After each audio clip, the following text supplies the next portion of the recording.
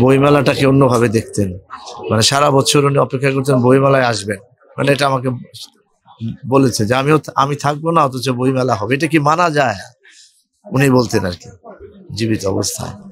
তো ওইটা আমার এই বইমেলা আসলে মনে হয় যায় একটু হাহাকার মনে হয় যে যদি হুমায়ুন ভাই থাকতো তাহলে কত মানুষ, তার শত শত পাঠক তার বই কেনার জন্য ভিড় করতো। তারাও বঞ্চিত আর সবাই বঞ্চিত, এবং তিনি নিজেও বঞ্চিত। কারণ আমি এখানে এই বইটা স্মৃতিতে হুমায়ুন আহমেদ, আমার এটা কত সালের, 2023 না 2022 সালের লেখা বই, কিন্তু এইটাও আমার এই নতুন বই মতোই চলছে।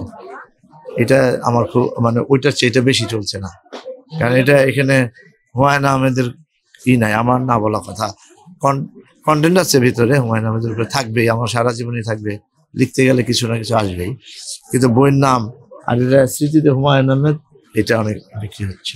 তার মানে মানুষের অন্তরে উনি এখনো গেঁথে আছেন।